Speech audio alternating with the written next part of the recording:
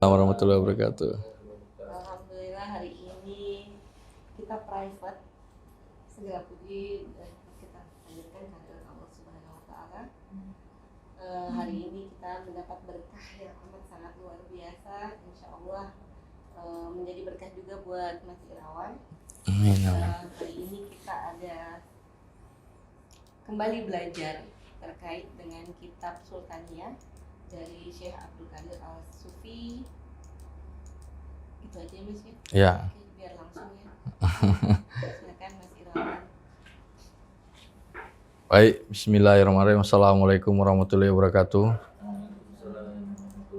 Alhamdulillah wa syukurillah kita bisa berjumpa dalam kajian ilmu pada pagi ini. Kali ini kita mengulas soal buku Sultaniyah. Buku Sultaniyah ini yang ditulis oleh Syekh Abdul Qadir As-Sufi. Jadi sekilas, Syekh Abdul Qadir As-Sufi ini adalah seorang ulama dari Eropa. Beliau lahir di Skotlandia, di kota Ayr, tahun 1930. Kemudian wafat di Cape Town, Afrika Selatan, tahun 2021. Beliau ini seorang Jacobite, keturunan bangsawan dari kerajaan Inggris. Jadi dia ini terah bangsawan, tapi beliau sudah seorang Muslim. Beliau masuk Islam pada umur 30 tahun di negeri Maroko. Beliau bersyahadat di Masjid Qarawin di kota Fes, Maroko, di tangan seorang imam masjid ketika itu, Syekh Abdul Karim Al-Daudi. Nah, kemudian beliau belajar tentang Islam dari Syekh Muhammad Ibnu Al-Habib. Ini adalah seorang mursyid tarekah Qadiri Sazili Darkawiyah di kota Meknes, Maroko. Nah, selepas beliau berguru di Maroko, maka Syekh Abdul Qadir As-Sufi kembali ke negerinya di Eropa. Di Eropa beliau berdakwah soal Islam, kemudian memiliki banyak murid. Jadi muridnya sekarang tersebar di Jerman, Inggris, Spanyol, Swedia, kemudian juga ada di Denmark. Jadi rata-rata negeri di Eropa itu memiliki ada yang menjadi muridnya Syekh Abdul Qadir As-Sufi. Nah, menariknya beliau ini adalah orang bule, orang barat yang lahir dari negeri yang sudah sangat kapitalis, tapi beliau berbicara soal Islam. Nah, bagaimana perihal cara pandang beliau tentang Islam? Nah, satu, posisi dunia hari ini dikuasai oleh modernisme. Dikuasai oleh modernisme sebagai satu paham yang menjadi mayoritas. Nah, orang-orang barat ini adalah orang yang sudah duluan merasakan modernitas, sudah duluan merasakan kapitalisme, sudah duluan mereka menghadapi dunia yang penuh dengan riba.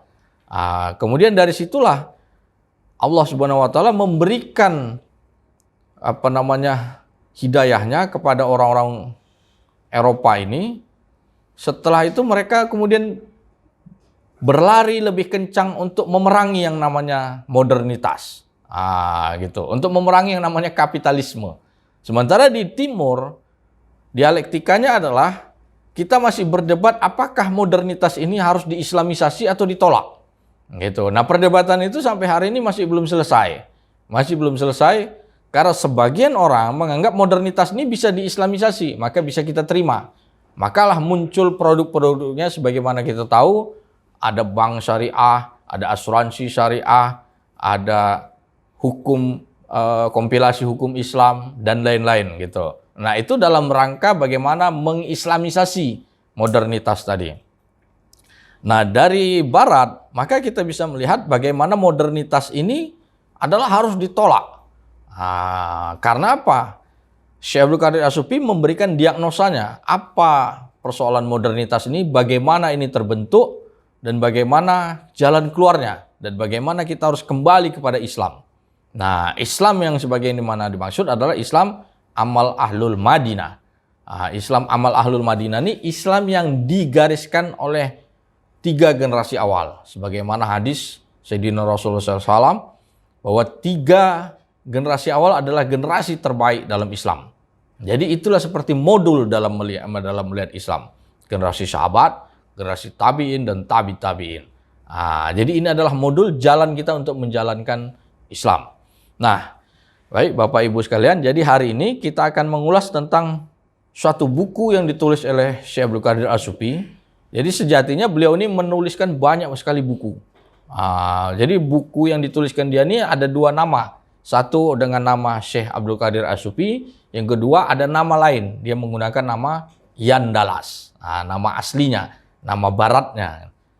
Syekh Abdul Qadir As-Sufi ini adalah nama dia sebagai seorang Muslim. Beliau juga seorang mursyid tarekah, Qadiri, Sajili, Darkawiyah. Nah, jadi buku Sultania ini adalah membahas tentang politik Islam, tentang kekuasaan Islam. Jadi ini buku yang sebenarnya sangat menarik karena hari ini tidak banyak sekali pembahasan tentang politik Islam, karena sejak runtuhnya Utsmaniyah, pembahasan tentang politik Islam ini seolah-olah mandek. Pembahasan tentang bagaimana jalan kekuasaan Islam ini tidak lagi banyak dibahas, kecuali dia menjadi wacana yang kemudian isu-isu terhadap khilafah ini kemudian menjadi satu hal yang dimusuhi. Tapi Syekh Abdul Qadir As-Sufi tidak menggunakan kata khilafah, melainkan kata sultania. Karena kata sultania ini dulu sudah pernah digunakan. Jadi Imam Mawardi pada abad ke-13 Masehi, dia sudah menuliskan buku Al-Ahkam As-Sultaniyah. Jadi kata sultania itu adalah kata yang melekat kepada Islam. Jadi bukan pada hari ini. Hari ini Syekh Abdul Qadir As-Sufi menuliskan buku Sultania. Judulnya adalah Sultania. Nah, buku Sultania ini terdiri dari 6 bab. Bab pertama itu tentang din. Nah, bab kedua itu tentang daulah. Bab ketiga adalah tentang wakaf. Wakaf ini adalah tulisan dari Profesor Mehmet Maksudoglu. Ini tulisan seorang guru besar dari Istanbul, Turki. Beliau menceritakan bagaimana wakaf ketika di zaman Daulah Utsmaniyah. Nanti kita akan lihat dan itu sangat menarik sekali. Jadi kalau nanti kita pergi ke Istanbul dan misalnya daerah Konya dan lain-lain, kita masih melihat bagaimana jejak-jejak wakaf Daulah Utsmani, dan itu merupakan salah satu simbol kejayaan Islam. Kemudian bab keempat soal tijarah. Tijarah ini perdagangan. Ini ditulis oleh Syekh Umar Ibrahim Padilo. Ini adalah salah seorang murid dari Syekh Abdul Qadir As-Sufi yang berkebangsaan Spanyol. Kemudian bab kelima beliau menuliskan soal As-Sultan. Baru kemudian bab keenam tentang tasawuf. Jadi dari sini kita akan bisa melihat apa yang dimaksud dengan sultania sebagaimana digambarkan oleh Syekh Abdul Qadir As-Sufi. Nah, catatan penting bagi kita di Indonesia, kata sultania ini sudah banyak terdistorsi maksud saya. Karena ini diidentikan dengan komunitas dinar dirham. Apakah demikian? Maka nanti ini akan kita bisa jawab tentang apa yang dimaksud dengan sultania sebagaimana digambarkan oleh Syekh Abdul Qadir As-Sufi. Baik, maka kita akan masuk mulai pada bab 1 tentang buku Sultania ini yang membahas soal din. Din ini dinul Islam maksudnya. Jadi bahasannya itu tentang din. Apa yang dimaksud dengan din? Jadi ini menjadi pemahaman tauhid yang sangat penting pada kita hari ini tentang gambaran dalam melihat din. Apakah din ini sama dengan agama? Jadi disinilah Syekh Abdul Qadir As-Sufi mengatakan bahwa din itu realitas adalah membawa semua urusan itu berasal dari Allah Subhanahu wa taala. Jadi segala urusan baik, urusan buruk, perbuatan baik, perbuatan buruk itu adalah sumbernya Allah Subhanahu wa taala.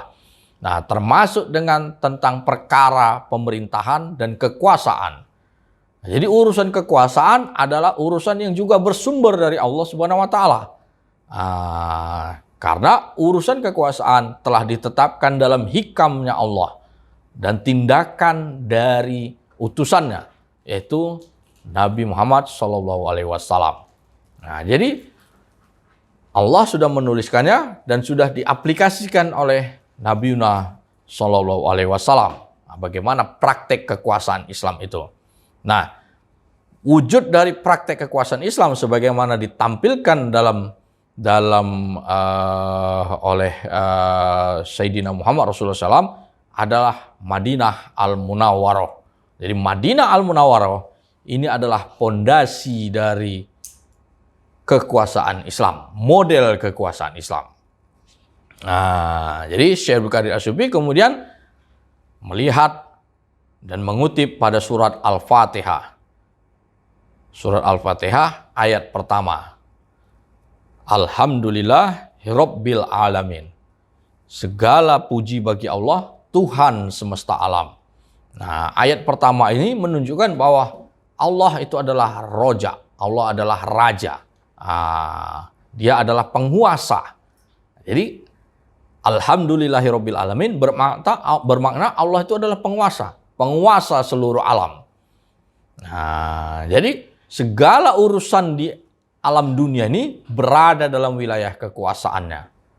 Jadi kekuasaan yang berada dalam dunia itu adalah dalam kehendaknya. Nah, semua organisme hidup adalah ciptaan, bukan sekedar eksistensi. Jadi yang dimaksud makhluk itu adalah segala hal yang bukan Allah Subhanahu wa taala itu adalah makhluk. Itu adalah ciptaan. Segala hal yang bukan Allah Subhanahu wa taala itu makhluk. Manusia makhluk, jin makhluk. Bumi makhluk, surga makhluk, neraka makhluk. Itu semua makhluk. Jadi iblis makhluk, malaikat makhluk. Nah, jadi segala hal yang bukan Allah Subhanahu wa taala itu disebut dengan makhluk. Nah, jadi organisme yang hidup itu termasuk adalah ciptaan. Nah, jadi Allah menciptakan dunia dan isinya berikut dengan sifat-sifatnya. Jadi apa yang menjadi ciptaan Allah Subhanahu wa taala bukanlah dalam bentuk physically semata, melainkan include dengan sifatnya. Sebagaimana Allah menciptakan singa, kata Syekh Abdul Qadir As-Sufi. Singa bukan sekedar wujud singa itu yang tercipta, melainkan juga dengan sifat singa. Sifat singa bagaimana? Sifat singa itu adalah menerkam, buas, jago dalam menangkap mangsa dan lain-lain. Itu sifat yang juga diberikan oleh Allah Subhanahu wa taala terhadap satu benda yang namanya singa. Nah, begitu juga dengan manusia. Nah, jadi dari fisik sampai zatnya itu adalah bagian dari ciptaan Allah Subhanahu wa taala. Nah, realitas kehidupan dunia inilah yang memiliki saling ketersinambungan antara satu benda dengan benda yang lain. Singa memakan binatang yang lain, ayam memakan makanannya, kucing memakan tikus. Ini adalah satu realitas kehidupan yang kita sebut dengan anatomi biologi kan gitu kalau istilah logikanya. Tapi realitas kehidupan itu yang disebut dengan rububiyah. Syekh Abdul Qadir menyebutnya dengan istilah rububiyah. Ini adalah hukum alam. Bagaimana manusia ketergantungan dengan makanan. Jadi Syekh Abdul Qadir As-Sufi menggambarkan ada satu burung, paruhnya paruhnya itu hanya bisa masuk ke dalam satu cangkang siput yang dia hanya cocok kepada paruh ini. Jadi burung itu makanannya hanya siput itu. Jadi kalau dia makan padi, paruhnya ini nggak bisa. Jadi dia hanya cocok di situ. Hanya pada siput itulah makanannya. Allah menciptakan burung itu dan Allah menciptakan siput itu. Jadi ketergantungan burung itu pada siput itu. Dia nggak bisa makanan yang lain karena kalau dia makan lain paruhnya nggak bisa menerkam gitu loh. Nah, maka dari situlah kemudian realitas rububiyah itu terjadi. Bagaimana burung itu hanya bisa cocok pada sifat itu. Itulah yang disebut dengan ketersinambungan alam semesta dan isinya. Jadi semuanya adalah saling keterkaitan. Dari situlah maka kita akan melihat surat Al-Ahzab ayat 35. Dan kemudian surat An-Nur ayat 26. Jadi kita bisa melihat surat Al-Ahzab ini menunjukkan bagaimana hubungan rububiyah yang terjadi dalam alam semesta. Jadi Surat Al-Ahzab ayat 35, sesungguhnya laki-laki dan perempuan yang muslim, laki-laki dan perempuan yang mukmin, laki-laki dan perempuan yang tetap dalam ketaatannya, laki-laki dan perempuan yang benar, laki-laki dan perempuan yang sabar, laki-laki dan perempuan yang khusyuk, laki-laki dan perempuan yang bersedekah, laki-laki dan perempuan yang berpuasa, laki-laki dan perempuan yang memelihara kehormatannya, laki-laki dan perempuan yang banyak menyebut nama Allah, Allah telah menyediakan untuk mereka ampunan dan pahala yang besar. Nah, surat Al-Ahzab ayat 35. Nah, satu lagi yang sangat menarik. Dalam surat An-Nur ayat 26.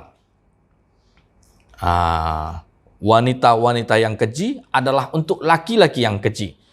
Laki-laki yang keji adalah buat wanita-wanita yang keji. Wanita-wanita yang baik adalah untuk laki-laki yang baik. Laki-laki yang baik adalah untuk wanita-wanita yang baik. Ini adalah rububiyah. Jadi laki-laki yang baik pasti mendapatkan istri yang baik. Laki-laki yang keji pasti mendapatkan istrinya yang keji. Nah, ini adalah ketentuan Allah Subhanahu wa taala yang disebut dengan mekanika kuantumnya Allah Subhanahu wa taala. Nah, jadi realitas diri kita harus lihat dari pasangan kita. Kalau pasangan kita itu adalah laki-laki perempuan baik-baik, maka diri kita adalah yang baik-baik. Kalau diri kita realitasnya adalah kita kurang baik, maka kita selalu mendapat pasangan yang kurang baik. Ini sudah menjadi hukum yang tidak bisa digeser dan ini hukum datang dari Allah. Dan ini ditegaskan dalam surat An-Nur ayat 26. Jadi Syekh Abdul Qadir As-Sufi di sini mengutip ayat Al-Quran berdasarkan Al-Quran Wars. Al-Quran Wars ini berbeda dengan Al-Quran Hafs dari segi penghitungan ayat. Kalau Al-Quran Hafs sebagaimana yang kita pakai di Indonesia, perbedaannya adalah dalam Alhamdulillah, kata Bismillahirrahmanirrahim ini terhitung ayat 1 atau bukan. Nah, kalau di Al-Quran Wars, Alhamdulillahirabbil alamin itu tidak dihitung ayat 1. Jadi ayat pertama itu adalah Alhamdulillahirabbil alamin. Bismillahnya tidak dihitung ayat 1. Jadi di situ aja perbedaannya. Karena apa? Ketika Jibril alaihissalam memberikan Al-Fatihah kepada Muhammad SAW, apakah dia menggunakan Bismillah? Apakah langsung Al-Fatihah? Dalam Quran Wars, maka yang dihitung ayat pertama itu adalah Alhamdulillahirabbil alamin. Jadi penghitungan ayatnya saja yang hanya berbeda satu angka. Jadi sebagaimana dikutip dalam dalam buku Sultaniani, beliau menggunakan Quran Wars. Quran Wars itu menghitung surat Al-Fatihah itu dimulai dari dari ayat Alhamdulillahirabbil alamin, bukan dari Bismillah. Oke, baik. Jadi dari situlah maka kita bisa melihat apa yang dimaksud dengan din. Din itu berasal dari kata dal, alif, nun, dana. Artinya adalah utang. Jadi kata din itu artinya utang atau mengadili. Mengadili. Apa yang dimaksud dengan utang? Jadi utang itu terkait dengan bagaimana kita dalam arena kehidupan dunia. Kita berhutang kepada Allah Subhanahu wa taala. Hutang dalam makna kontrak. Kontrak karena terkait dengan alastu bi rabbikum. Bukankah aku adalah Tuhanmu? Kata Allah Subhanahu wa taala. Manusia menjawab, ruh manusia menjawab, bala sahidna. Jadi kemudian kita dikirim ke alam dunia, maka di situ kita mendapatkan kontrak, artinya kita berutang. Segala apa yang kita lakukan di dunia hari ini, maka akan ada hari pembalasan, hari akhir, penghitungan hari akhir. Jadi maka disebut dengan pencatatan. Jadi ada neraca amal baik atau amal buruk dalam kehidupan kita. Nah, inilah realitas din. Sehingga kita harus tahu kita berada dalam posisi yang mana. Kita berada dalam posisi apakah mengikuti perintah dan larangan yang datang dari Allah Subhanahu wa taala atau kita melanggarnya. Jadi kalau dalam surat Al-Waqiah maka disebut dengan golongan kanan dan golongan kiri. Jadi cuma ada dua warga dalam Al-Quran. Warga golongan kanan atau warga golongan kiri. Jadi realitas din itu adalah bagaimana nanti kita akan diadili di hari akhir. Jadi din itu artinya mengadili. Jadi proses din itu bagaimana kita nanti terlibat utang untuk mengadili. Nah, dalam realitas kehidupan dunia, maka proses utang itu berwujud dalam format yang berbeda. Realitas din, utang itu adalah bagaimana kehidupan kita nanti akan ditagih di akhirat. Nah, kehidupan dunia, proses perdagangan dan kehidupan ini berada dalam proses utang piutang juga yang tidak bisa kita lepaskan. Dan ini yang mempengaruhi bagaimana kehidupan kita hari ini.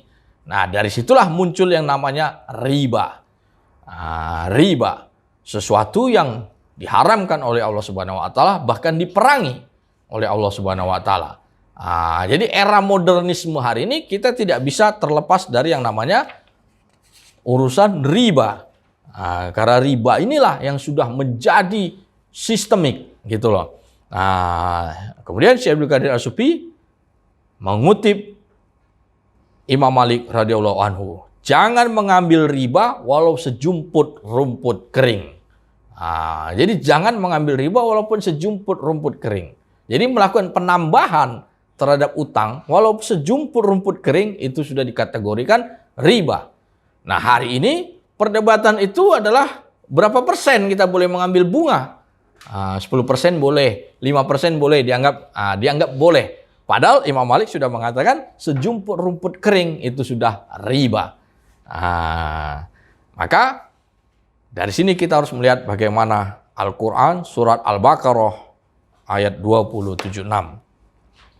Allah memusnahkan riba dan menyuburkan sedekah. Allah tidak menyukai setiap orang yang tetap dalam kekafiran dan selalu berbuat dosa. Jadi Allah memusnahkan riba dan menyuburkan sedekah. Dari sini kita bisa mendapat antitesa dari riba. Antitesa dari riba adalah sedekah. Nanti kita akan bisa melihat bagaimana penggambaran itu sehingga muncul dalam bukunya Syekh Abdul Qadir As-Sufi tersebut. Nah, maka kaitan yang kemudian adalah kontrak antara manusia dengan Allah Subhanahu wa taala tentang alastu birabbikum. Bukankah aku Tuhanmu? Kata Allah, bala sahidna. Manusia menjawab, ya, engkau adalah Tuhanku. Baru ruh manusia ditetapkan, ditiupkan ke dunia. Setelah dunia, maka Allah sudah mengatakan, Allah mengharamkan riba. Kemudian, dari situlah posisi manusia ini berada dalam dua hal. Orang kafir, maka asal katanya kafir. Artinya itu tertutup. Jadi kafir itu maksudnya adalah tertutup. Apa yang ditutupi? Yang ditutupi adalah kontrak kita kepada Allah Subhanahu wa taala. Alastu birabbikum. Kita mengatakan bahwa Allah itu adalah Tuhan kita. Tapi kita menutupi kemudian dalam kehidupan dunia, maka kemudian kita melakukan perlawanan-perlawanan terhadap apa yang Allah perintahkan. Nah, perlawanan-perlawanan itu muncul dari proses logika. Proses logika yang mengatakan, ya kalau bunga hanya 10% kan tidak memberatkan. Nanti kita akan bisa melihat bagaimana munculnya riba sehingga itu menjadi sistem yang hari ini menjadi jantung kehidupan perekonomian dunia. Dari situ maka kita bisa melihat bagaimana realitas itu adalah suatu wujud pembangkangan terhadap alastu birabbikum. Nah, maka kemudian kita harus melihat siapa orang yang tertutup tersebut. Orang yang tertutup, orang yang tercover tadi. Kita harus melihat dalam Quran surat Al-A'raf ayat 197.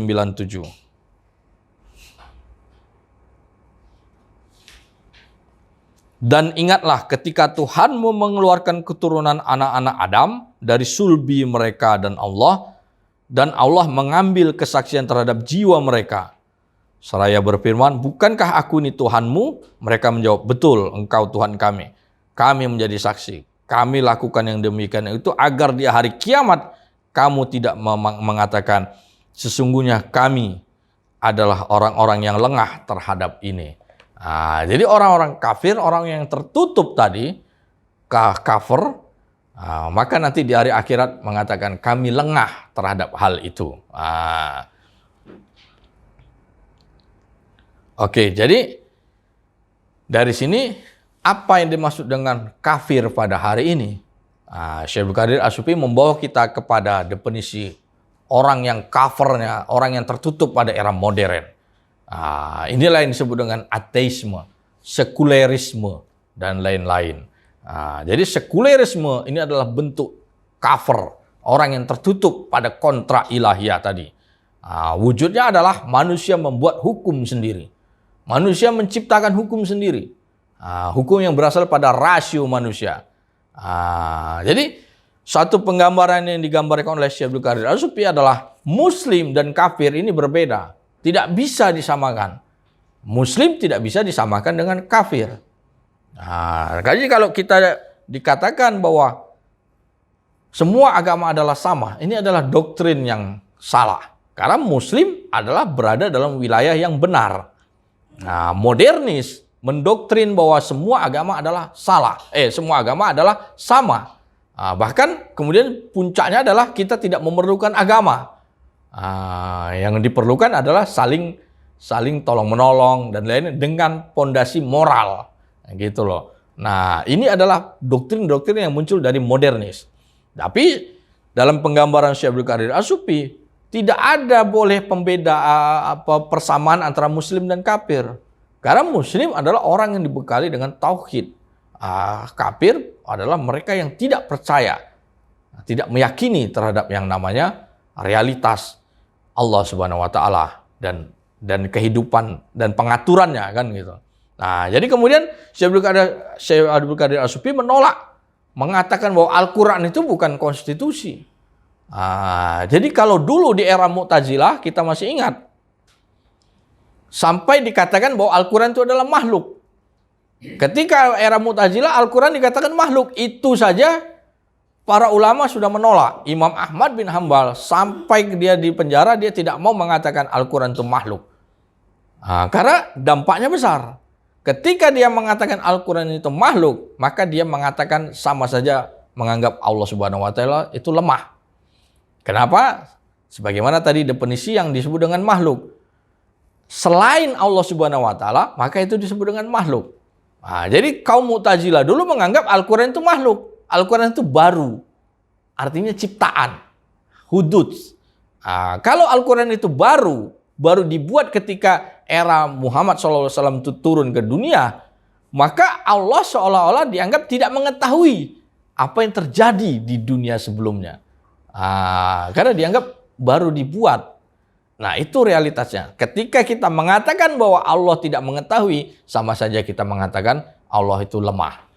Maka dari situlah ulama tidak mau menganggap bahwa Al-Quran itu makhluk. Imam Ahmad bin Hambal lebih memilih dirinya berada dalam penjara.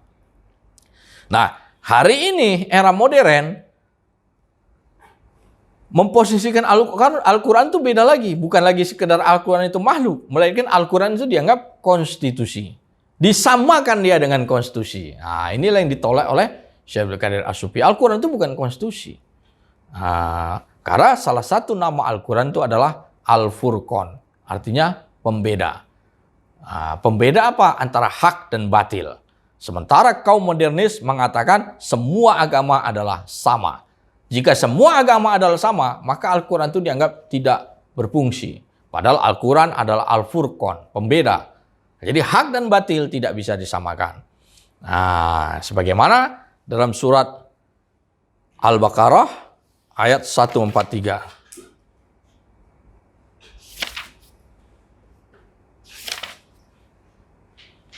Dalam surah Al-Baqarah, dan demikian pula kami telah menjadikan kamu, artinya umat Islam, umat yang adil dan pilihan agar kamu menjadi saksi atas perbuatan manusia dan agar Rasul Muhammad menjadi saksi atas perbuatan kamu. Jadi surat Al-Baqarah ini menunjukkan bahwa kaum muslimin itu adalah umat yang adil dan pilihan. Modernitas menggiring kita bahwa seolah-olah orang yang dipilih atau orang unggul itu adalah ras, berdasarkan ras.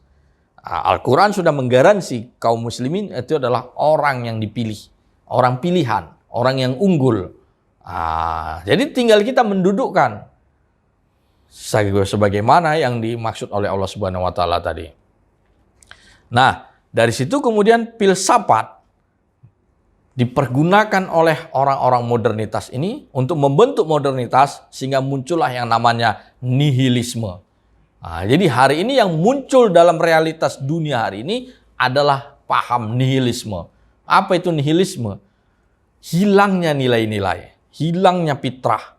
Nah, jadi semua nilai itu berdasarkan kepada asumsi manusia, berdasarkan pada perkiraan manusia. Sehingga kita bisa menerima bahwa kertas itu menjadi uang.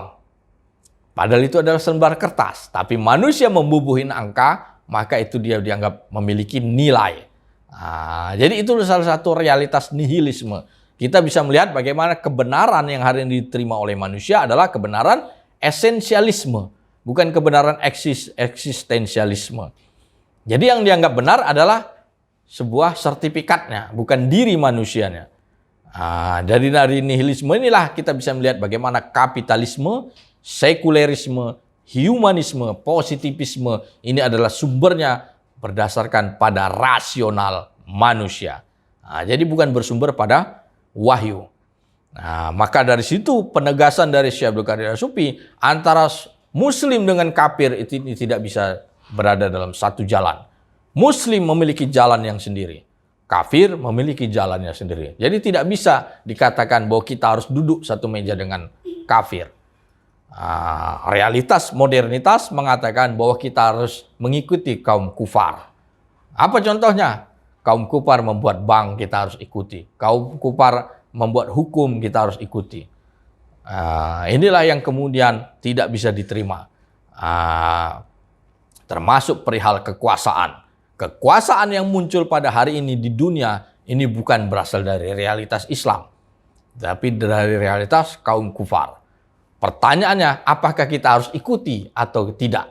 Dari penggambaran Syekh Abdul Qadir As-Sufi tadi, maka Islam dan kufar tidak bisa berada dalam satu jalan. Karena Islam memiliki realitasnya sendiri. Kemudian beliau mengingatkan bahwa kaum kafir itu adalah lemah. Kaum kafir itu adalah lemah, tidak kuat. Jadi sebagaimana penggambaran Al-Quran, mereka lemah seperti sarang laba-laba. Fantasi kekuasaan kafir adalah modern state. Jadi modern state ini adalah fantasi kekuasaan yang dibuat oleh kaum kufar. Termasuk di dalamnya adalah mata uang tunggal dunia. Currency, apa yang berlaku di dunia hari ini, termasuk mata uang, dengan berbagai mereknya, ini adalah perbuatan dari orang-orang kufar. Di dalamnya maka menimbulkan yang namanya penindasan, perbudakan, dan lain-lain. Nah, historikal menunjukkan bahwa kaum kufarlah yang menghancurkan kekuasaan Islam. Kekuasaan Islam sebelum muncul yang modern state, maka kita bisa melihat bagaimana Kesultanan Mughal di anak benua India, dan kemudian Kesultanan Utsmaniyah yang gagah perkasa, Kesultanan Nusantara. Nah, jadi kalau kita berada di Nusantara, maka kita bisa melihat bagaimana kejayaan Mataram di Tanah Jawa, Kerajaan Bima di daerah Lombok, Kerajaan Goa di daerah timur, Ternate, Kerajaan Aceh, Kesultanan Aceh, dan lain-lainnya. Itulah realitas kekuasaan Islam. Nah, mereka muncul sebelum ada yang namanya modern state. Nah, dari situlah kita bisa melihat bahwa din itu include dengan persoalan kekuasaan. Jadi pematuhan kita terhadap din, maka pematuhan juga terhadap yang namanya kekuasaan. Nah, itulah gambaran soal bab pertama tentang din yang sebagai dimaksud oleh Syekh Abdul Qadir As-Sufi. Nah, kemudian kita akan masuk kepada bab kedua yang disebut dengan daulah. Daulah ini adalah kata yang digunakan oleh Syekh Abdul Qadir As-Sufi untuk menunjukkan apa landasan politik Islam. Landasan politik Islam adalah fitrah. Fitrah itu apa yang sudah digariskan oleh Allah Subhanahu wa Ta'ala. Landasan disitulah maka muncul yang namanya ukhuwah. Ukhuwah itu adalah persaudaraan sesama kaum muslimin, kasih sayang, kemurah hatian muslimin, dan lain-lain. Di belahan bumi timur ini yang kemudian terkikis oleh yang namanya modernitas. Nah, jadi modernitas inilah mulai mengikis ukhuwah Islamnya. Jadi persaudaraan kita hari ini, persaudaraan di era modern, dulu sebelum era Perang Dunia Kedua, persaudaraan itu adalah sesama asobiah, sesama satu negara. Nah, sebelum era Perang Dunia Kedua. Kalau sesama satu negara, maka asobiah kita menjadi sangat kuat. Persaudaraan kita kuat. Sesama orang Inggris misalnya, sesama orang Spanyol. Maka mereka saling bersaudara. Karena ketika Perang Dunia Kedua adalah perang antar negara. Tapi pasca Perang Dunia Kedua, kemudian munculnya proses industri yang sangat besar, maka persaudaraan itu dipersempit lagi. Persaudaraan sesama company, sesama pegawai bank, sesama pegawai di perusahaan ini. Jadi yang menjadi realitas persaudaraan itu adalah sesama pegawai dari satu perusahaan atau satu company. Nah, maka kita bisa melihat bagaimana realitas kehidupan orang di timur atau di lingkungan kita. Kalau kita meninggal yang datang adalah orang kantor kita. Nah, itu menunjukkan bahwa persaudaraan itu muncul dari company kita. Nah, jadi ukhuwah Islamiyah mulai terkikis. Ini realitas modernitas. Realitas era modern gitu loh. Sehingga modernitas ini mempengaruhi yang namanya persaudaraan muslim. Nah, sementara Al-Quran sudah tegas mengatakan dalam surat Al-Fat ayat 29, Muhammad itu adalah utusan Allah dan orang-orang yang bersama dengan dia adalah keras terhadap orang-orang kafir tetapi berkasih sayang sesama mereka. Nah, jadi muslim itu adalah saling bersaudara. Keras terhadap kafir tapi saling bersaudara terhadap sesama mereka. Nah, kita bisa melihat bagaimana realitas kehidupan kita sekarang. Kita masih jauh dari apa yang digambarkan oleh Al-Quran dalam surat Al-Fat. Sesama muslim, maka kita sering terjadi pertikaian. Tapi terhadap kufar, maka terjadi perdamaian. Ketika kita berhadapan dengan hukum kufar, kita menerima. Tapi berdialektika soal daulah, maka terjadi perdebatannya panjang. Tapi kalau menerima positivisme, maka nggak ada perdebatan. Jadi persahabatan itu adalah terhadap kufar, bukan terhadap sesama muslim. Gitu loh. Jika kita berbicara soal daulah, maka penentangannya sangat besar sekali di antara kaum muslimin. Tapi kita bicara demokrasi dan lain-lain, maka tidak ada pertentangan di situ. Jadi ini realitas yang kita hadapi sekarang. Nah, kemudian Syekh Abdul Qadir As-Sufi mengatakan bahwa Islam tidak mengenal yang namanya state atau negara. Jadi state yang dimaksud adalah munculnya modern state. Modern state itu sama sekali tidak dikenal dalam Islam karena sejarah lahirnya negara itu, state itu bukan berasal dari Islam. Bagaimana perjalanan di Renaissance, kemudian dalam era modernitas. Nah, jadi dalam Islam realitas yang muncul adalah syariat. Syariat itu terdiri dari ibadah dan muamalah. Inilah yang merupakan antitesa dari kapitalisme. Bagaimana ibadah dan muamalah.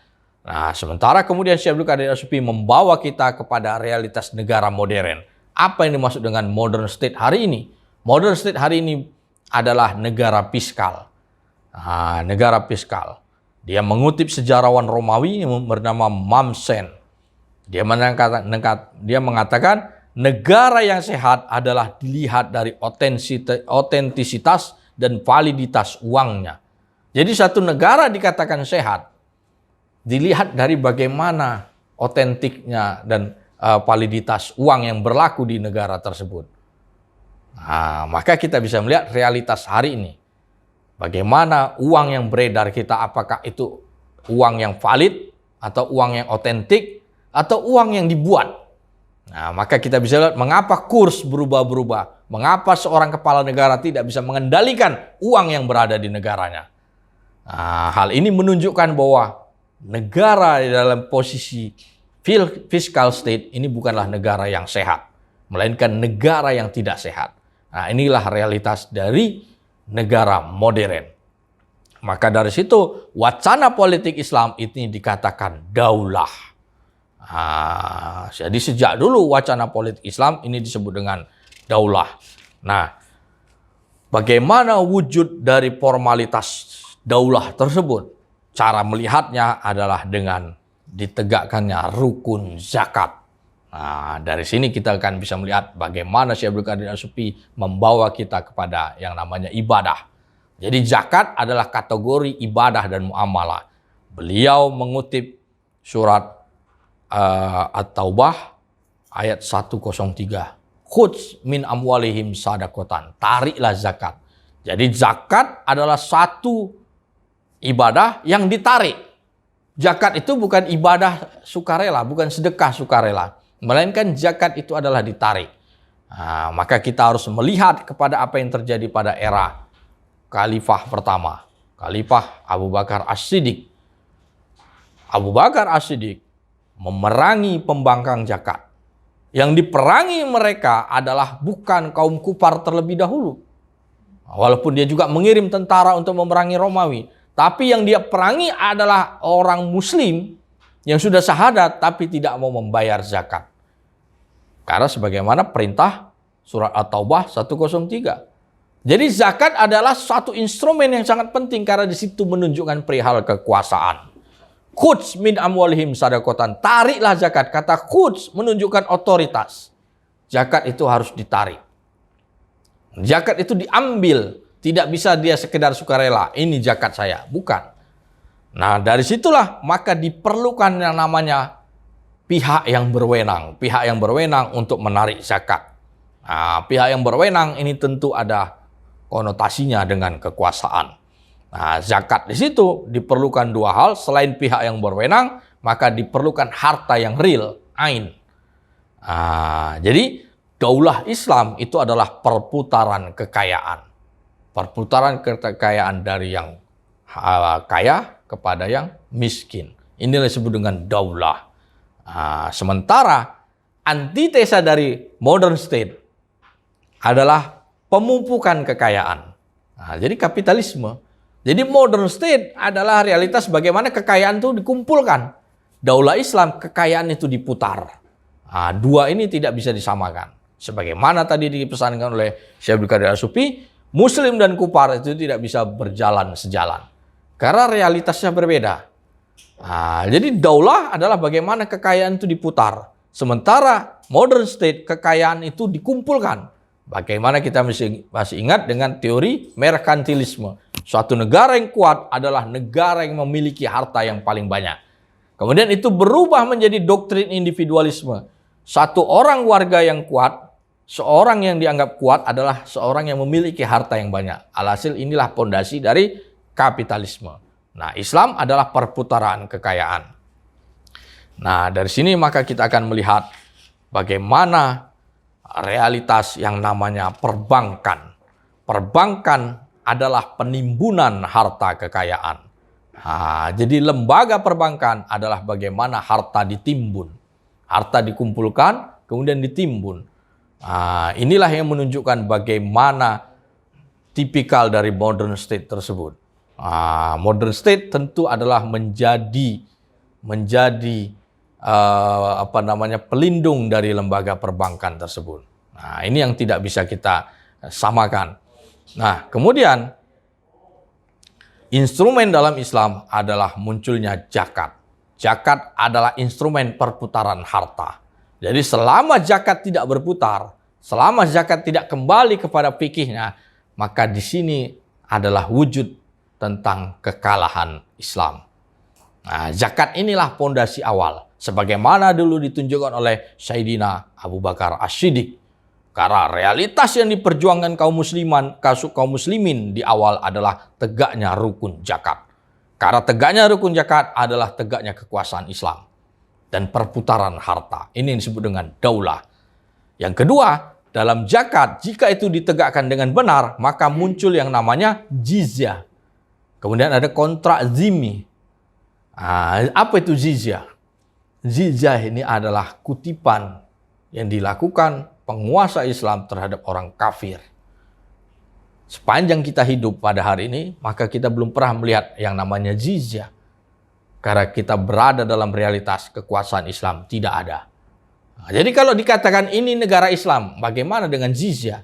Tidak ada satupun kaum kafir membayar jizyah. Nah, jizyah ini adalah seiring dengan zakat. Nah, jadi hadirnya zakat, maka hadirnya jizyah. Ketika kekuasaan Islam berjaya, maka orang kafir membayar namanya jizyah. Ini adalah pajak perlindungan. Begitu dia membayar jizyah kepada seorang amir muslim atau seorang khalifah, maka seorang kafir itu dilindungi. Itu disebut dengan kafir zimmi, kafir yang dilindungi. Dia boleh hidup di negeri muslim, kita lindungi, tapi dia bayar jizyah. Dia boleh tetap beribadah dengan agamanya. Jadi disitulah perbedaannya. Jadi bukan kita yang hari ini mengikut kepada kufar. Kalau kekuasaan Islam berjaya, maka jizyah itulah parameternya. Dari situlah kemudian muncul, kita juga memerlukan yang namanya wakaf. Kemudian ada pasar-pasar Islam. Dan dari situ kita akan melihat perlunya dinar dan dirham. Kita akan masuk pada wilayah ini. Nah, maka Syekh Abdul Qadir As-Sufi mengatakan syariat itu hanya berlaku bagi seorang muslim. Bagi muslim yang memiliki komitmen pada sunnah. Jadi syariat itu bukan dipaksakan, tapi dia komitmen. Seorang muslim ya berlaku bagi muslim. Kalau yang kafir ya nggak berlaku syariat, tapi bayar jizyah. Jika kekuasaan Islam muncul. Sehingga kita bisa melihat bagaimana doktrin yang muncul pada hari ini. Doktrin humanisme. Syekh Abdul Qadir As-Sufi mengutip hadis Rasulullah SAW, jika engkau katakan pada anak Adam bahwa makan kotoran unta diharamkan, dia akan mengatakan, tentu saja baik atau mereka tidak perlu mengharamkannya. Inilah yang kita lihat bagaimana situasi sekarang. Jika dikatakan riba itu haram, kemudian manusia mengutak-atik, enggak, riba itu boleh, riba itu bisa, dan lain-lain. Maka muncullah alibi-alibi untuk melegalkan apa yang Allah haramkan. Maka kita bisa melihat era modernitas, muncullah seks bebas, riba, judi, dan lain-lain itu menjadi legal dan bisa kita lihat di depan mata kita. Nah, proses bagaimana penghancuran syariat Islam itu muncul awal puncaknya adalah pada masa Tanzimat di Utsmaniyah tahun 1840. Dari situlah pasca doktrin kebebasan itu Muslim ditindas. Kemudian wakaf dihancurkan. Jadi wakaf inilah yang menjadi unsur penting bagaimana wujudnya daulah Islam. Jadi ketika Rasulullah SAW masih hidup, maka dia mewakafkan kebun kurmanya untuk umat Islam. Kemudian pola percontohan wakaf itulah yang diteruskan kaum muslimin terdahulu sampai kita bisa melihat realitasnya terakhir pada era Utsmaniyah. Nah, wakaf di Utsmaniyah inilah yang akan kita lihat kemudian. Jadi di bab ketiga, Syekh Abdul Qadir As-Sufi menggambarkan bagaimana daulah Utsmaniyah itu bukan sekedar daulah yang jago berperang. Kalau buku-buku orientalis menggambarkan tentang Utsmaniyah itu adalah yang mampu mengalahkan Eropa ke sana ke sini. Jadi dari sudut militernya. Buku Syekh Abdul Qadir As-Sufi ini menggambarkan Utsmaniyah itu adalah suatu negeri yang penuh dengan wakaf. Jadi nanti kalau kita membaca secara utuh bagaimana negeri-negeri Utsmaniyah itu dipenuhi dengan wakaf. Wakaf air, wakaf pasar, wakaf sumur, wakaf masjid, dan lain-lainnya. Nah, sejak era modern, inilah yang hilang dari kehidupan muslim. Jadi wakaf ini menjadi hal yang kita tinggalkan. Karena kita terpengaruh dengan kapitalisme tadi. Semuanya harus bernilai material. Adapun lahan wakaf kemudian mau dikomersilkan. Inilah orientasi yang harus kita rubah. Sementara kekuatan Islam adalah kekuatan pada wakaf. Wakaf ini bukan sekedar wakaf kuburan dan wakaf masjid, tapi wakaf pasar, wakaf sumur, wakaf sampai wakaf satu desa pernah diwakafkan ketika zaman Utsmaniyah. Jadi kalau kita nanti pergi ke Turki, kita masih bisa melihat dari satu sudut kota, kalau nggak silap di kota sebelah Konya sebelah sana, maka itu ada satu wilayah yang terus memberikan makan secara gratis. Karena sejak dulu daerah itu disebut dengan daerah wakaf. Nah, wakaf inilah antitesa dari kapitalisme. Karena kalau kapitalisme segala sesuatunya harus berbayar. Tapi dengan wakaf segala sesuatunya gratis. Nah, ini jalan kita untuk bisa melihat bagaimana proses runtuhnya kapitalisme dengan wakaf tadi. Nah, jadi dokumen ini bisa kita lihat nanti. Oke, kemudian kita masuk ke dalam bab keempat tentang tijarah yang ditulis oleh Umar Ibrahim Padilo. Ini adalah blok perdagangan Islam. Jadi salah satu yang hilang dari kekuatan Islam adalah tentang perdagangan. Jadi tadi Allah mengharamkan riba dan menghancurkan riba dan menyuburkan sedekah. Nah, jadi riba dengan perdagangan ini adalah suatu hal yang berbeda. Jadi yang hancur dalam Islam adalah ekonomi dan militer. Jadi yang dihancurkan pertama adalah pola perdagangannya. Baru kemudian kita ditaklukkan secara militer. Nah, kapitalisme pertama kali itu memulai masuk ke negeri Mesir. Jadi Mesirlah yang pertama kali dikapitaliskan, disekulerkan. Jadi dari tulisan Syekh Umar Ibrahim Fadiloh, maka kita bisa melihat, maka pola perdagangan Islam kita memerlukan yang namanya dinar dan dirham, emas dan perak.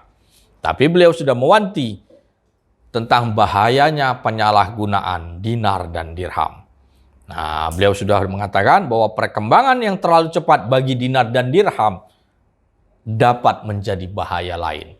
Nah, jadi orientasi yang ditegaskan di sini adalah bukan pada dinar dirhamnya, tapi tentang membangun blok perdagangan Islam. Dan blok perdagangan Islam itu adalah bagian dari dalam rangka mewujudkan sultaniyah. Nah, jadi bukan kemudian menggunakan dinar dirham itu sudah dianggap sebagai sultaniyah. Nah, jadi dinar dirham ini hanya sebagai satu bagian noktah kecil dengan orientasi mewujudkan kekuasaan Islam. Jadi bukan sekedar urusan perdagangan jual beli antar Islam tanpa kita mempedulikan urusan kekuasaan Islam. Nah, kekuasaan Islam tadi realitasnya adalah zakat.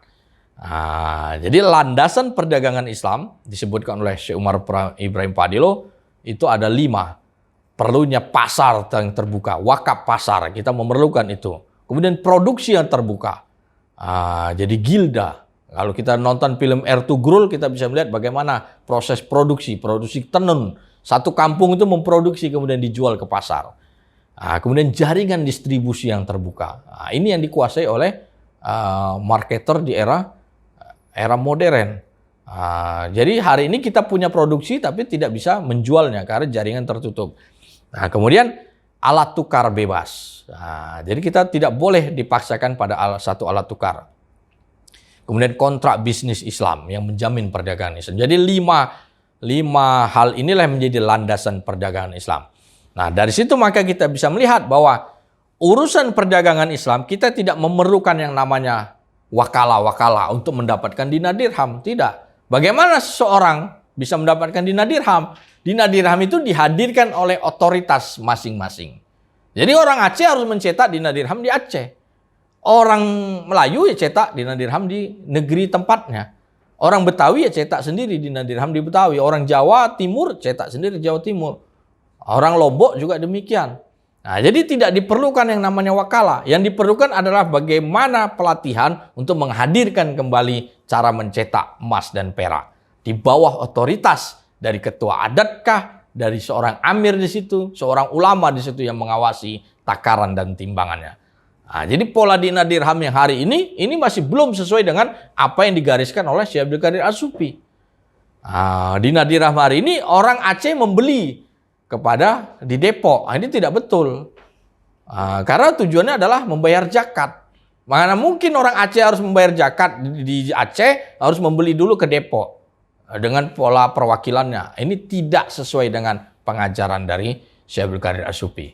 Maka kita harus menghadirkan dinar dirham ini di setiap wilayah, di setiap negeri-negeri muslim, sehingga melahirkan intrinsik dari dinar dirham itu tidak lagi adanya markup secara kapitalis. Nah, jadi itulah menunjukkan apa yang digambarkan oleh buku Sultaniyah ini, memberikan pemahaman kita apa yang dimaksud dengan dinar dan dirham tadi, dan bagaimana tujuan dari penggunaannya. Nah, kemudian kita akan masuk ke bab 5 tentang As-Sultan. Nah, ini yang menjadi sangat menarik sekali. Oke, bab 5 ini adalah menunjukkan realitas pada hari ini tidak ada kepemimpinan Islam. Nah, ini tidak ada kepemimpinan Islam. Jadi kalau hari ini dikatakan kita berada pada negeri muslim, negara Islam. Apa yang dimaksud dengan negara Islam? Syekh Abdul Qadir mengatakan kata daulah. Jadi Islam tidak bisa sejalan dengan kufar. Jadi realitas hari ini tidak ada kepemimpinan Islam. Karena apa? Tidak ada satupun orang membayar jizyah. Orang kafir membayar jizyah kepada seorang amir muslim. Hari ini kita tidak pernah temukan itu. Belum kita temukan itu. Jadi maka tidak bisa disebut bahwa ini negara Islam. Kemudian kita bisa melihat Al-Quran surat An-Nisa ayat 59. Watiullah, watiur rasul, wa ulil amri minkum. Syekh Abdul Qadir As-Sufi mengutip tafsir Imam Al-Qurtubi tentang bagaimana yang dimaksud dengan tugas dari ulil amri minkum sebagaimana surat An-Nisa 59. Surat itu, tafsir itu mengatakan satu, penegakan kewenangan dua sholat id. Jadi seorang pemimpin ulil amri minkum adalah menentukan dua sholat id. Sholat Idul Adha dan sholat Idul Fitri. Dan kemudian dia menentukan sholat Jumat. Nah ini adalah tugas seorang pemimpin. Nah, kalau di Malaysia kita masih bisa melihat bagaimana seorang sultan itu disebut dalam sholat Jumat. Di Indonesia kita tidak bisa lagi melihat. Ada seorang sultan, seorang amir disebut dalam sholat Jumat. Nah, kemudian tugas yang kedua seorang ulil amri minkum adalah menjamin kemurnian takaran dan timbangan dinar dan dirham. Nah, jadi seorang amir itu menjamin takaran dinar dan dirham. Jadi amir itu bukan harus berada tersentral. Jadi dia bisa orang Aceh, ya amirnya harus orang Aceh. Nah, dia lokal, sifatnya lokal. Nah, orang Medan ya amirnya di Medan. Dan dia cetaknya dinar dirhamnya di Medan. Jangan orang di Medan mengambil dinar dirhamnya dari Depok. Ini keliru kan gitu. Tidak ada realitas sultania seperti itu. Misalnya di negeri Sunda di misalnya Takengon ya seorang amir di situ menghadirkan dinar dirham karena disitulah dia mencetak sendiri sehingga dia bisa mengawasi takaran dan timbangannya. Nah, kalau orang dari Medan membeli dinar dirham dari Depok yang mencetakkan adalah entitas lain yang tidak dikenal dalam fikih Islam, maka itu sudah menyalahi sultania. Nah, inilah realitas penggambaran dinar dirham yang muncul pada era sekarang. Nah, kemudian tugas ketiga seorang ulil amri minkum adalah mengambil zakat dan mendistribusikan zakat. Nah, hari ini yang belum mencapai pada tujuannya. Karena zakat masih diambil oleh lembaga-lembaga swasta. Dan didistribusikannya pun kita tidak tahu kemana. Nah, kemudian tugas keempat adalah memimpin jihad. Nah, jihad tidak pernah lepas dari seorang muslim. Nah, jihad kital yang dimaksud di sini. Bukan jihad mencari nafkah. Nah, jihad hari ini dipersempit maknanya adalah mencari nafkah itu juga dikategorikan jihad. Alhasil kerja di lembaga riba dikatakan jihad. Kemudian yang kelima adalah melindungi golongan zimmi dan menarik jizyah tadi. Jadi tugas seorang pemimpin muslim adalah melindungi zimmi dan menarik jizyah. Jizyah ini adalah kutipan seorang kafir tadi. Nah, kemudian Syekh Abdul Qadir As-Sufi membawa kepada kita tentang daulah Islam terakhir itu pada Sultan Abdul Hamid II. Ini adalah Sultan Utsmaniyah terakhir sebelum dikudeta oleh Kemal Atatürk. Kemal Atatürk lah yang kemudian mengkudeta daulah Utsmaniyah. Maka kita perlu melihat kembali realitas apa yang terjadi pada masa Tanzimat di Utsmaniyah tahun 1840. Nah, di sini yang menarik, Syekh Abdul Qadir As-Sufi mengutip statement dari Napoleon Bonaparte. Napoleon adalah pemimpin Prancis yang diangkat oleh Kaisar Prancis, yang diangkat oleh para bankir. Setelah revolusi Prancis, dia didapuk menjadi kaisar oleh para bankir. Dia tahu bagaimana realitas para bankir tadi, maka kemudian Napoleon pun sadar, karena dia kemudian dikudeta juga oleh para bankir. Dia dibuang ke Pulau Elba. Napoleon mengatakan, satu-satunya lembaga yang dibuat manusia untuk mengendalikan kekuatan uang dalam suatu negara adalah monarki. Jadi dari kata Napoleon ini kita bisa melihat, antitesa dari kekuatan uang yang mengendalikan suatu negara itu adalah monarki. Jadi monarki ini adalah wujud bagaimana untuk melawan kekuatan uang. Jadi kekuatan uang inilah yang mengontrol negara hari ini. Maka Syekh Abdul Qadir membawa kita kepada apa yang disebut dengan monarki. Monarki yang dimaksud ini adalah monarki absolut, absolute power, kekuatan yang absolut. Nah, maka di sini perlu namanya kingship. Kingship ini kalau dalam bahasa Indonesianya apa ya, Mbak Meris? Kingship nih. Lebih tepatnya apa? Keningratan gitu. Keningratan, tradisi kerajaan. Kemudian kingship itu ada dua, personal rule, kemudian ada kingship, keningratan, tradisi kerajaan.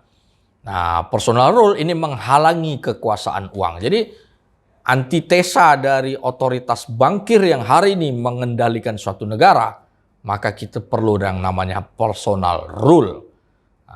Karena oligarki hari ini yang besar adalah oligarki yang mengendalikan uang.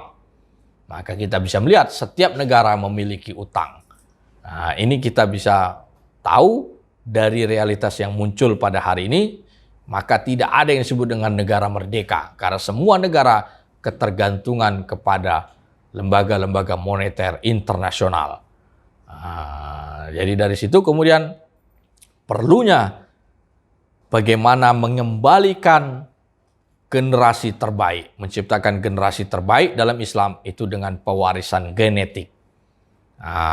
Kita bisa melihat realitas ketika Umayyah menghadirkan khalifah, maka Islam berjaya di Eropa Andalusia maksudnya. Ketika Abbasiyah menghadirkan khalifah, Islam berjaya di Asia Tengah. Ketika Utsmaniyah menghadirkan khalifah, Islam menguasai dunia. Hari ini tidak ada realitas kekhilafahan, maka Islam hancur di mana-mana. Jadi kepemimpinan diwariskan secara genetik. Kita bisa melihat bagaimana kisah Umar bin Khattab ketika dia memilih orang-orang Quraisy itu sebagai pemimpin terlebih dahulu. Baru kemudian dia memilih bani-bani yang lain. Nah, proses genetik inilah yang dihancurkan oleh kapitalisme. Karena kapitalisme hari ini berorientasi pada individualisme. Jadi kapitalisme telah menghancurkan kehidupan keluarga kita, menghancurkan realitas adat kita, sehingga semuanya berubah menjadi individualistis. Dan puncak dari kapitalisme itu bungkusnya disebut dengan riba. Jadi riba ini adalah pemusnahan terhadap spesies manusia, kata Syekh Abdul Qadir As-Sufi. Nah, dari sini maka kita bisa melihat bab terakhir yang disampaikan oleh Syekh Abdul Qadir As-Sufi, yaitu adalah bab tasawuf. Tasawuf di sini menjelaskan bahwa kekuasaan adalah milik Allah Subhanahu wa taala. Kemudian beliau mensitir Imam Malik. Malik meriwayatkan kepadaku bahwa Yahya ibn Sa'id mendengar Sa'id ibn al-Musyasyah mengatakan, jika kalian datang ke daerah yang orang-orangnya memberikan takaran dan timbangan secara penuh, bermukimlah di sana.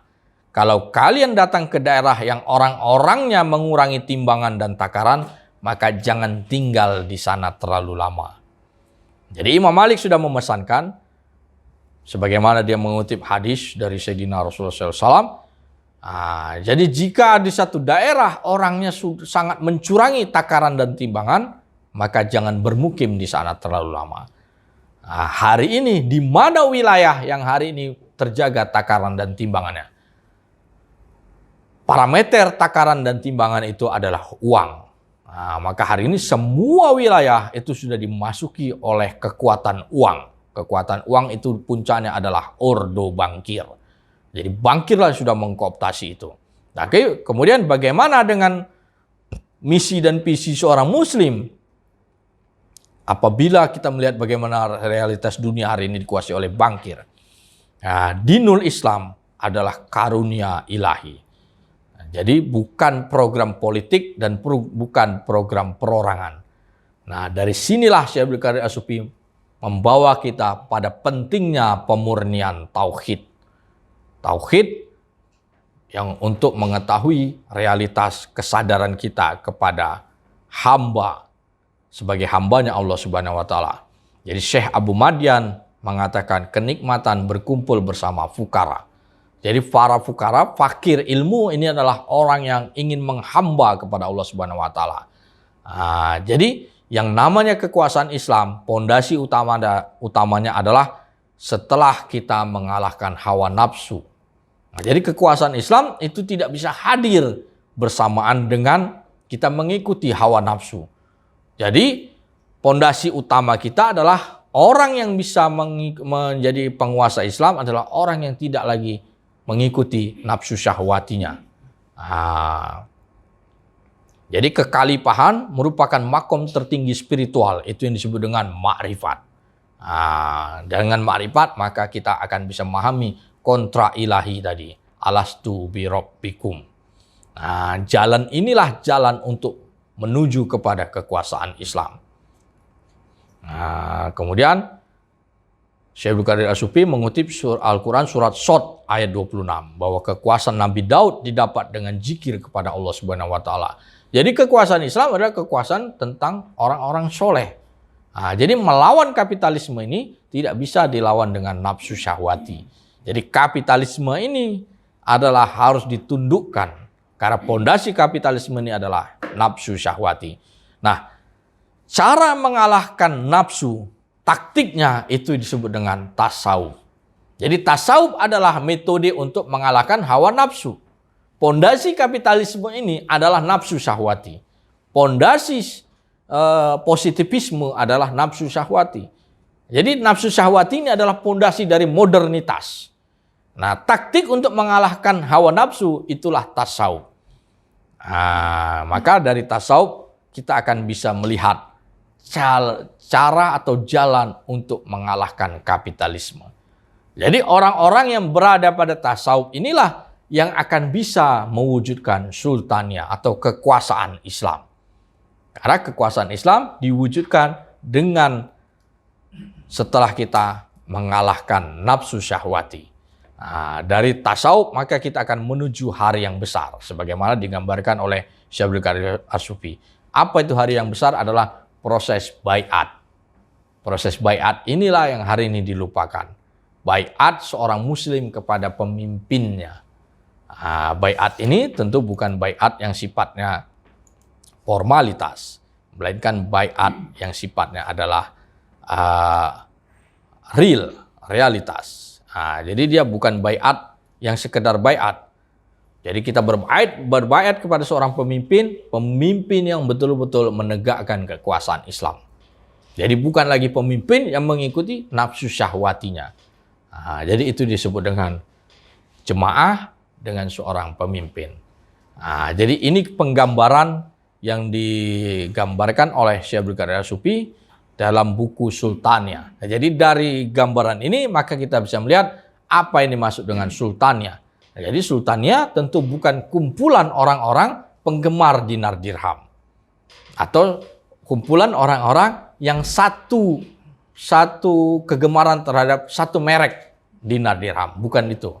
Melainkan kumpulan orang-orang yang berlandaskan pada tasawuf yang berorientasi pada kekuasaan Islam. Karena Sultania adalah kekuasaan Islam, wujud dari kekuasaan Islam. Kekuasaan Islam bisa diwujudkan dengan orang-orang yang sudah tazkiyatun nafs, orang yang sudah mengalahkan hawa nafsunya. Dan itulah yang disebut dengan fukara. Jadi mungkin demikian dulu yang bisa saya sampaikan.